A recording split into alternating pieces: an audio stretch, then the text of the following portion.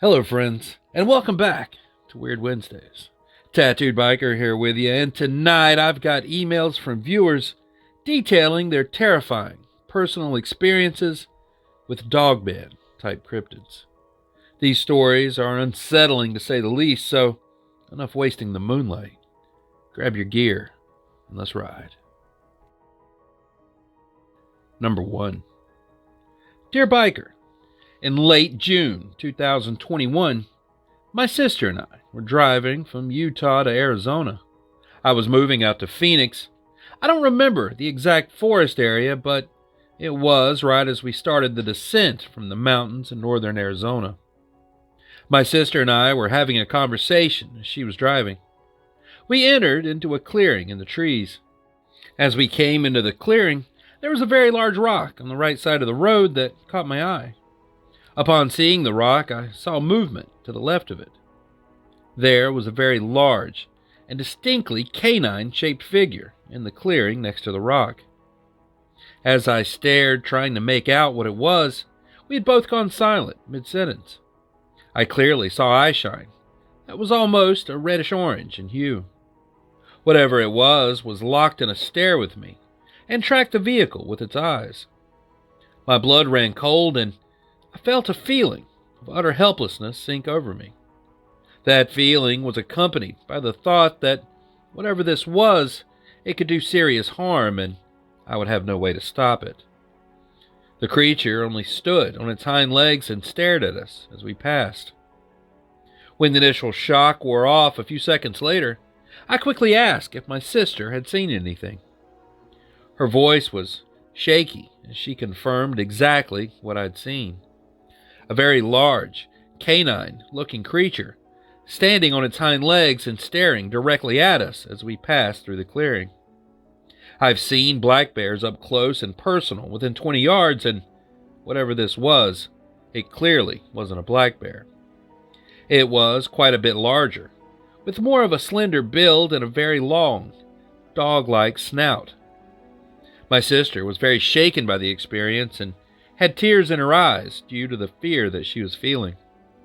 She continued driving as we both felt completely unsafe to stop or even have our windows down. She doesn't like to talk about it to this day. I believe that what we saw to be consistent to other reports seen in the area, which I later researched after we got to Phoenix. I will never go into those woods alone, and I hope that what we saw was some kind of optical illusion or a misidentified animal, but I just can't shake the feeling that it wasn't. And I can still very clearly see the figure in my mind whenever I think about it. And when I do, I'm overcome with chills and begin to shake all over again. I just had to get this off my chest. Thanks. Signed, Jake. Number 2. Hi, Biker. This event occurred in northwestern Ohio in the summer of 2018. I was camping with my brother along Lake Erie near the Pickerel Creek Wildlife Area, just west of our home in Sandusky, Ohio. So that first night, we went to sleep early. I woke up at around 2:30 a.m. because I had to take a leak. My brother was fast asleep. The moon was almost full that night, so it gave off plenty of light for me to see everything outside the tent. There weren't many bushes in the area around our campsite, so I didn't have to worry or be afraid of something hiding and waiting to sneak up on me. I was walking away from our camp when I saw something that scared the crap out of me, not far from me. There were 2 dog-like creatures just standing there, staring at me. And when I say standing, I mean on 2 legs. I completely freaked out and started running back to the tent. I heard what sounded like they were chasing after me and making the strangest noises. Not so much a dog or a wolf sound, but more of something like a human. It was the scariest sound that I've ever heard. I was too afraid to turn around. I thought at any second they might pounce on me and attack, but that never happened. When I did make it back to the tent, I dove into it. I scared the hell out of my brother, who asked what was going on. I told him what had just happened, and he gave me a strange look and then laughed, telling me just to shut up.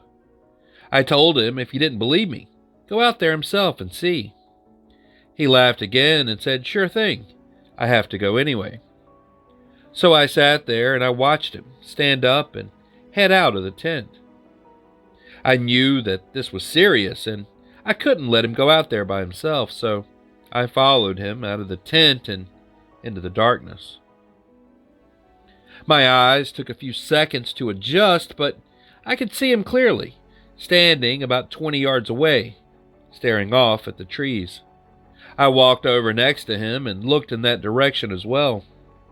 We were staring into pitch-black woods, but then as my eyes adjusted, I could see something in the shadows. It was a part dog, part man creature. It didn't move or growl, it just stood there, upright, looking at us. The dog part, or the upper half, looked kind of like a German shepherd, but with bright yellow eyes and a dog-like head. The human part started about mid-torso downward. It was standing there on two legs like a man.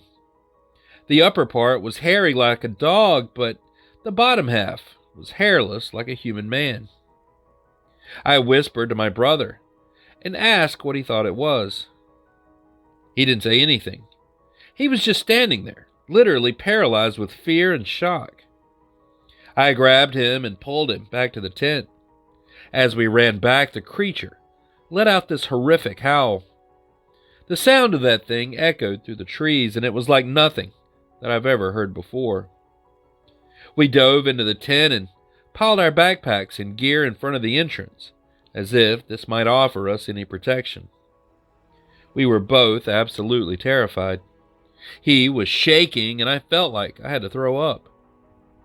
I asked him what we should do now, and he said that he didn't know, but if this thing got in our tent, it would kill us for sure.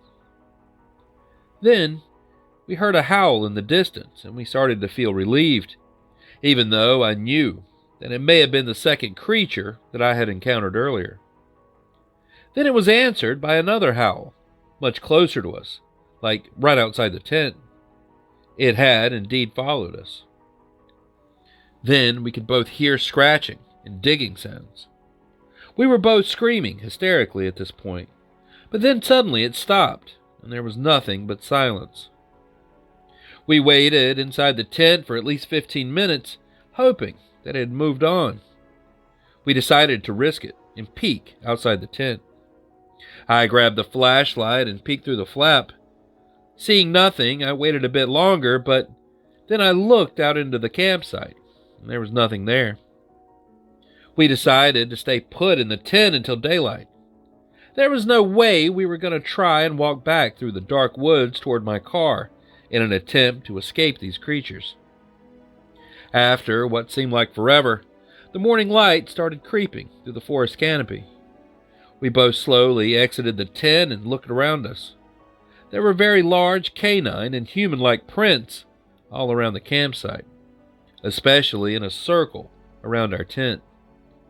We quickly gathered all our gear and started to hike quickly toward my car, which was parked in a lot about half a mile away.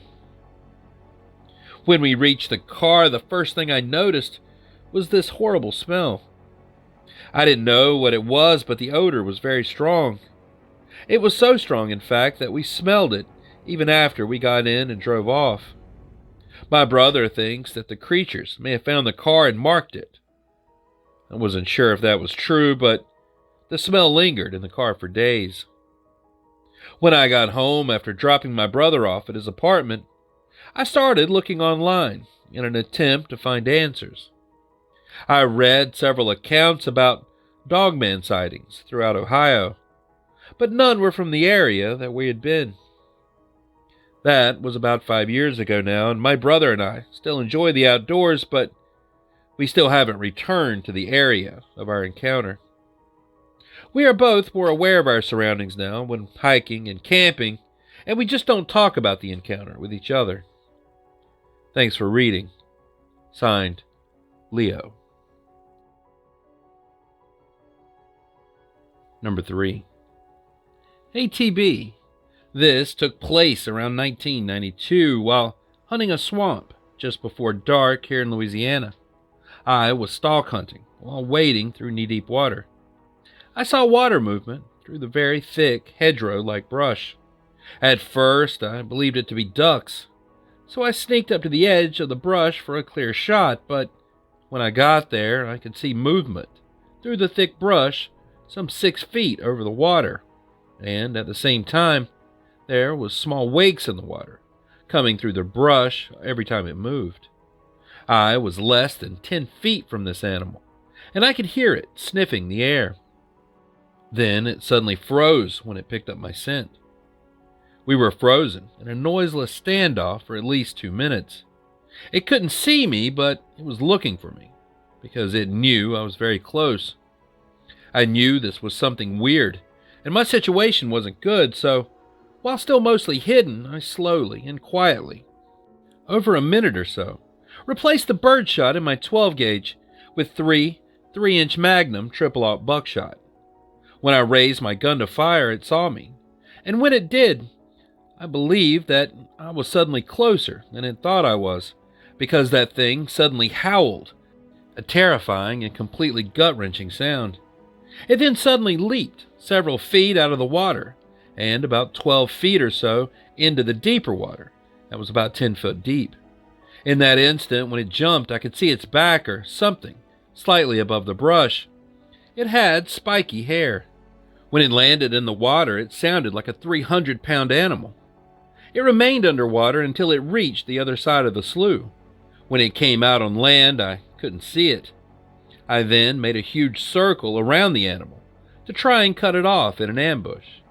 I wasn't really scared because even though it was God knows what, I knew that I scared it more. I was able to sneak up to within less than 10 feet of this thing, and it had no clue I was even there until it winded me. Besides, at that range, a 12-gauge with that load is like being shot 10 times with an AR-15 all in one spot.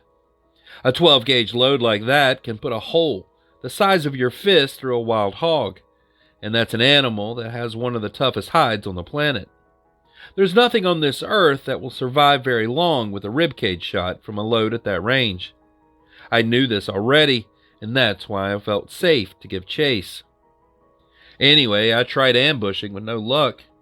I wanted to continue hunting it, but all I had was a small pocket light, and it was only about 10 minutes before total darkness.